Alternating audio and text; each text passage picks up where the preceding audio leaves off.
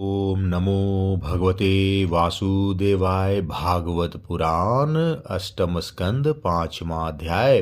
देवताओं का ब्रह्मा जी के पास जाना और ब्रह्माकृत भगवान की स्तुति। श्री शुकदेव जी कहते हैं, परीक्षित, भगवान की यह गजेंद्र मोक्ष की पवित्र लीला समस्त पापों का नाश करने वाली है। इसे मैंने तुम्हें सुना दिया। अब रैवत मनवंतर की कथा सुनो। पांचवें मनु का नाम था रैवत। वे चौथे मनु तामस के सगे भाई थे। उनके अर्जुन, बलि, बिंद आदि कई पुत्र थे। उस मनवंतर में इंद्र का नाम था विभु और भूतरय आदि देवताओं के प्रधान गण थे। परीक्षित, उस समय हिरण्य रोमा, विदेशिरा, उधर्व बाहु आदि सप्त ऋषि थे। उनमें शुभ्र ऋषि की पत्नी का नाम था विकुंठा। उन्हीं के गर्भ से वैकुंठ नामक श्रेष्ठ देवताओं के साथ अपने अंश से स्वयं भगवान ने वैकुंठ नामक अवतार धारण किया। उन्होंने लक्ष्मी देवी की प्रार्थना से उनको प्रसन्न करने के लिए वैकुंठ धाम की रचना की थी। वह लोक समस्त लोकों में श्रेष्ठ है। उन वैकुंठ नाथ के कल्याणमय गुण और प्रभाव का वर्णन मैं संक्षेप में तीसरे स्कंद में कर चुका हूँ। भगवान विष्णु के संपूर्ण गुणों का वर्णन तो वह करे जिसने पृथ्वी के परमाणुओं की गिनती कर ली हो। छठे मनु चक्षु के पुत्र चाक्षुष थे। उनके पुरुष सुधर्म आदि कई पुत्र थे। इंद्र का नाम था मंत्र द्रुम और प्रधान देवता गण थे आप्य आदि। उस मनवंतर में हविष्यमान और विरक आदि सप्तऋषि थे। जगतपति भगवान ने उस समय भी वैराज की पत्नी संभूति के गर्भ से अजीत नाम का अंशावतार ग्रहण किया था। उन्होंने ही समुद्र मंथन करके देवताओं को अमृत पिलाया था तथा वे ही कच्छ रूप धारण करके मंद्राचल की मथारी के आधार बने थे। राजा परीक्षित ने पूछा, भगवान ने क्षीर सागर का मंथन कैसे किया? उन्होंने कच्छप रूप धारण करके किस प्रकार और किस उद्देश्य से मंद्राचल को अपनी पीठ पर धारण किया? देवताओं को उस समय अमृत कैसे मिला और भी कौन कौन सी वस्तुएं समुद्र से निकली? भगवान की यह लीला बड़ी ही अद्भुत है। आप कृपा करके अवश्य सुनाइए। आप भक्त वत्सल भगवान की महिमा ज्यों ज्यों वर्णन करते हैं त्यों ही त्यों मेरा हृदय उसको और भी सुनने के लिए उत्सुक होता जा रहा है। अघाने का तो नाम ही नहीं लेता। क्यों न हो, बहुत दिनों से यह संसार की ज्वालाओं से जलता जो रहा है। सूत जी कहते हैं, शौनकादि ऋषियों, भगवान श्री सुखदेव जी ने राजा परीक्षित के इस प्रश्न का अभिनंदन करते हुए भगवान की समुद्र मंथन लीलाओं का वर्णन आरंभ किया। श्री सुखदेव जी कहते हैं, परीक्षित, जिस समय यह समय की बात है, जिस समय की यह बात है, उस समय असुरों ने अपने तीखे शस्त्रों से देवताओं को पराजित कर दिया था। उस युद्ध में बहुत के तो प्राणों पर ही बन आई। वे रणभूमि में गिरकर फिर उठ न सके। दुर्वासा के शाप से तीनों लोक और एवं स्वयं इंद्र भी श्रीहीन हो गए थे। यह प्रसंग विष्णु पुराण में इस प्रकार आया। एक बार श्री दुर्वासा जी बैकुंठ लोक से आ रहे थे। मार्ग में इरावत पर चढ़े देवराज इंद्र मिले। उन्हें त्रिलोकाधिपति जानकर दुर्वासा जी ने भगवान के प्रसाद की माला दी, किंतु इंद्र ने ऐश्वर्य के मद से उसका कुछ भी आदर न कर सके। न कर उसे ऐरावत के मस्तक पर डाल दिया। ऐरावत ने उसे सूंड में लेकर पैरों से कुचल डाला।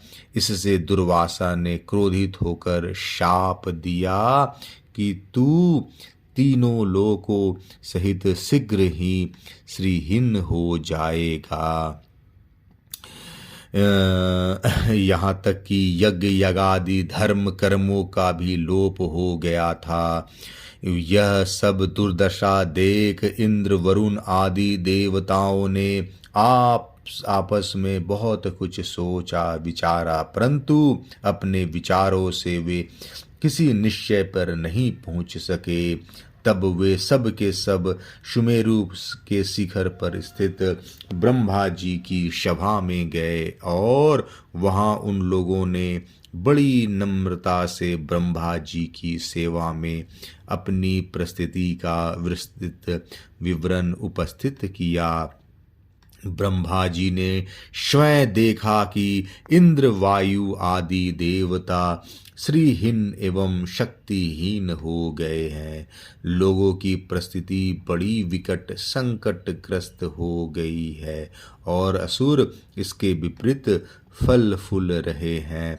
समर्थ ब्रह्मा जी ने अपना मन एकाग्र करके परम पुरुष भगवान का स्मरण किया। फिर थोड़ी देर रुककर प्रफुल्लित मुख से देवताओं को संबोधित करते हुए कहा, देवताओं, मैं शंकर जी तुम लोग तथा असुर दैत्य मनुष्य पशु पक्षी वृक्ष और स्वदेज आदि समस्त प्राणी जिनके विराट रूप के एक अत्यंत स्वल्प अंश से रचे गए हैं, हम लोग उन अविनाशी प्रभु का ही शरण ग्रहण करें। यद्यपि उनकी दृष्टि में न कोई बद्ध का पात्र है और न रक्षा का, उनके लिए न तो कोई उपेक्षणीय है और न कोई आदर का पात्र ही। फिर भी सृष्टि स्थिति और तथा प्रलय के लिए समय समय पर वे रजोगुण सत्वगुण और तमोगुण को स्वीकार किया करते हैं। उन्होंने उस समय प्राणियों के कल्याण के लिए सत्वगुण को स्वीकार कर रखा है, इसलिए यह जगत की स्थिति और रक्षा का अवसर है। अतः हम सब उन्हीं सद जगत गुरु परमात्मा की शरण ग्रहण करते हैं। वे देवताओं के प्रिय और देवता उनके लिए, इसलिए हम निज जनों का वे अवश्य ही कल्याण करेंगे। श्री सुखदेव जी कहते हैं, परीक्षित, देवताओं से यह कहकर ब्रह्मा जी देवताओं को साथ लेकर भगवान अजित के निज धाम बैकुंठ में गए।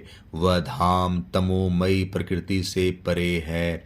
इन लोगों ने भगवान के स्वरूप और धाम के संबंध में पहले से ही बहुत कुछ सुन रखा था, परंतु वहां जाने पर उन लोगों को कुछ दिखाई न पड़ा। इसलिए ब्रह्मा जी एकाग्र मन से वेद वाणी के द्वारा भगवान की स्तुति करने लगे। ब्रह्मा जी बोले, भगवन, आप निर्विकार सत्य अनंत आदि पुरुष सबके हृदय में अंतर्यामी रूप से विराजमान अखंड एवं अतर्क्य हैं। मन जहाँ जहाँ जाता है वहाँ वहाँ आप पहले से ही विद्यमान रहते हैं।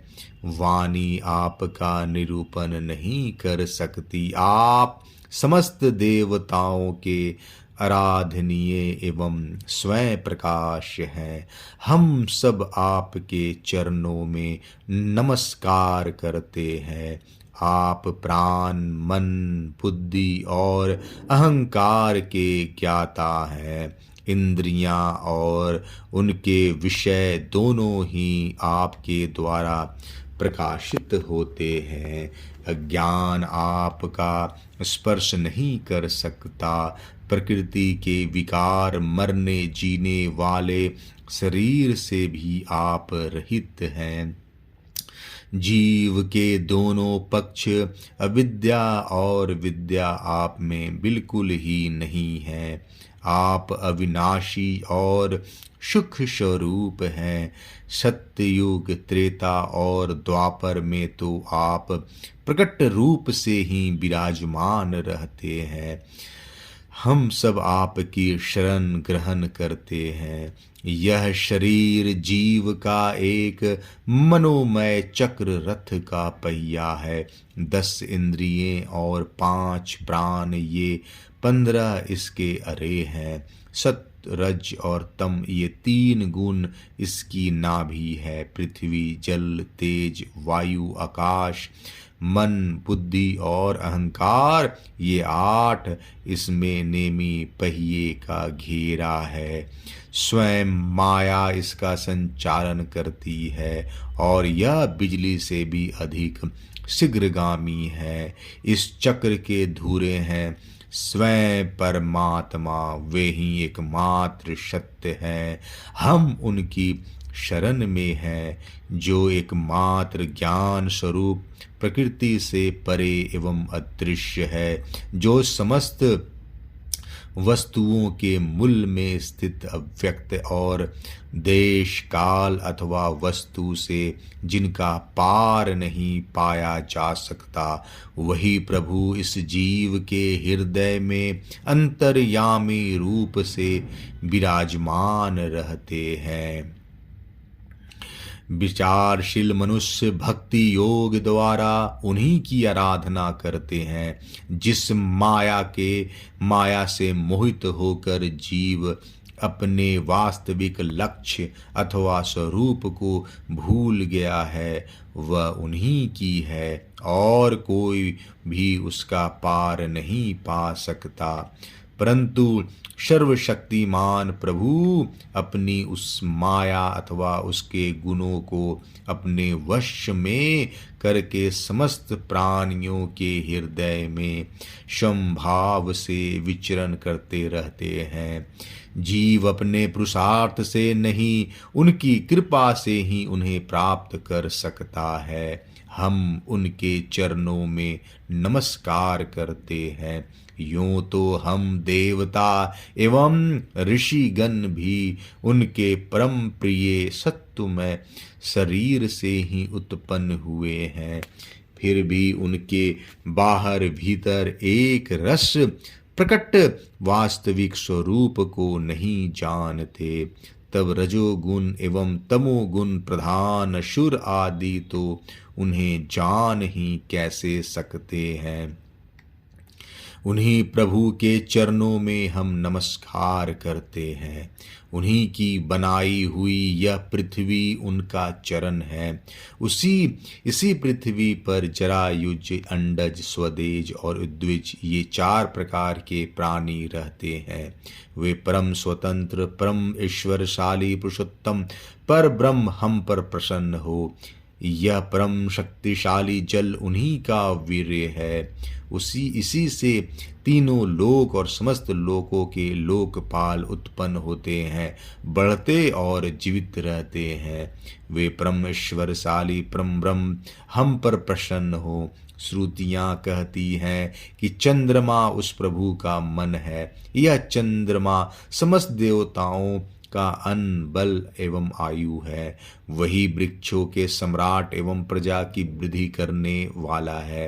ऐसे मन को स्वीकार करने वाले परम ऐश्वर्यशाली प्रभु हम पर प्रसन्न हो। अग्नि प्रभु का मुख है। इसकी उत्पत्ति ही इसलिए हुई है कि वेद के यज्ञ यज्ञादि कर्म कांड पूर्ण रूप से संपन्न हो सके। यह अग्नि ही शरीर के भीतर जठराग्नि रूप से और समुद्र के भीतर बड़वानल के रूप में रहकर उनमें रहने वाले अन्न, जल आदि धातुओं का पाचन करता रहता है और समस्त द्रव्यों की उत्पत्ति भी उसी से हुई है। ऐसे परम ईश्वरशाली भगवान हम पर प्रसन्न हो, जिनके द्वारा जीव देवयान मार्ग से ब्रह्मलोक को प्राप्त होता है और जो वेदों के साक्षात मूर्ति और भगवान का ध्यान करने योग्य धाम है, जो पुण्य लोक स्वरूप होने के कारण मुक्ति के द्वारा एवं अमृतमय है और काल रूप होने के कारण मृत्यु भी है। ऐसे सूर्य जिनके नेत्र हैं, वे परम ईश्वरशाली भगवान हम पर प्रसन्न हो। प्रभु के प्राण से ही चराचर का प्राण तथा उन्हें मानसिक शारीरिक इंद्रिय संबंधी बल देने वाला वायु प्रकट हुआ है। वह चक्रवर्ती सम्राट है तो इंद्रियों के अधिष्ठात्री देवता हम सब उनसे उसके अनुचर हैं। ऐसे परम ईश्वरशाली भगवान हम पर प्रसन्न हो, जिनके कानों से दिशाएं, हृदय से इंद्रिय गोलक और नाभि से वह आकाश उत्पन्न हुआ है, जो पांचों प्राण, प्राण अपान उदान समान और बयान, दसों इंद्रियां, मन, पांचों असु, नाग, कुर्म, कुकल, देवदत्त और धनंजय एवं शरीर का आश्रय है। वे परम ऐश्वर्यशाली भगवान हम पर प्रसन्न हो, जिनके बल से इंद्र, प्रसन्नता से समस्त देवगण, क्रोध से शंकर, बुद्धि से ब्रह्मा, इंद्रियों से वेद और ऋषि तथा लिंग से प्रजापति उत्पन्न हुए। वे परमेश्वरशाली भगवान हम पर प्रसन्न हो, जिनके वक्षस्थल से लक्ष्मी, छाया से पितृगण, स्तन से धर्म, पीठ से अधर्म, सिर से आकाश और विहार से अप्सराएं प्रकट हुई। वे परमेश्वरशाली भगवान हम पर प्रसन्न हो, जिनके मुख से ब्राह्मण और अत्यंत रहस्यमय वेद, भुजाओं से क्षत्रिय और बल जांघाओं से वैश्य और उनकी वृत्ति, व्यापार कुशलता और चरणों से वेद, ब्रह्मा, शूद्र और उनकी सेवा आदि वृत्ति प्रकट हुई। वे परमेश्वरशाली भगवान हम पर प्रसन्न हो, जिनके अधर से लोभ और होष्ठ से प्रीति, नासिका से कांति, स्पर्श से पशुओं का प्रिय काम, भौं से यम और नेत्र के रोमों से काल की उत्पत्ति हुई। वे परमेश्वरशाली भगवान हम पर प्रसन्न हो। पंचभूत, काल, कर्म, सत्व आदि गुण और जो कुछ विवेकी पुरुष के द्वारा बाधित किए जाने योग्य निर्वचनीय या अनिर्वचनीय विशेष पदार्थ हैं, वे सब के सब भगवान की योग माया से ही बने हुए हैं। ऐसा शास्त्र कहते हैं। वे परमेश्वरशाली भगवान हम पर प्रसन्न हो, जो माया निर्मित गुणों से दर्शन आदि वृत्तियों के द्वारा आसक्त नहीं होते, जो वायु के समान सदा सर्वदा असंग रहते हैं, जिनमें समस्त शक्तियां शांत हो गई हैं। उन अपने आत्मानंद के लाभ से परिपूर्ण आत्मस्वरूप भगवान को हम नमस्कार करते हैं। प्रभु, हम आपके शरणागत हैं और चाहते हैं कि मंद मंद मुस्कान से युक्त आपका मुख कमल अपने इन्हीं नेत्रों से देखें। आप कृपा करके हमें उसका दर्शन कराइए। प्रभु, आप समय समय पर स्वयं ही अपनी इच्छा से अनेकों रूप धारण करते हैं और जो काम हमारे लिए अत्यंत कठिन होता है उसे आप सहज में ही कर देते हैं। आप सर्वशक्तिमान हैं, आपके लिए इसमें कौन सी कठिनाई है। विषयों के लोभ में पड़कर जो देह अभिमानी दुख भोग रहे हैं, उन्हें कर्म करने में परिश्रम और क्लेश तो बहुत अधिक होता है, परंतु फल बहुत कम निकलता है। अधिकांश में तो उनके विफलता ही हाथ लगती है, परंतु जो कर्म आपको समर्पित किए जाते हैं और उनके करने के समय ही परम सुख मिलता है, वे स्वयं फल स्वरूप ही हैं। भगवान को समर्पित किया हुआ छोटा से छोटा कर्माभास भी कभी विफल नहीं होता, क्योंकि भगवान जीव के परम हितैषी, परम प्रियतम और आत्मा ही है।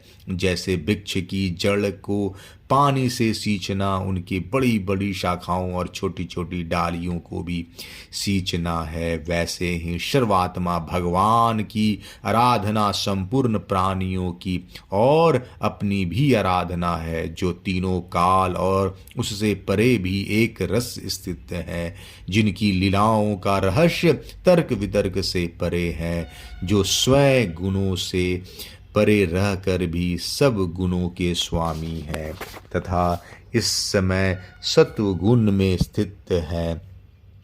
ऐसे आपको हम बार बार नमस्कार करते हैं। 5वां अध्याय समाप्त। जय श्री कृष्णा।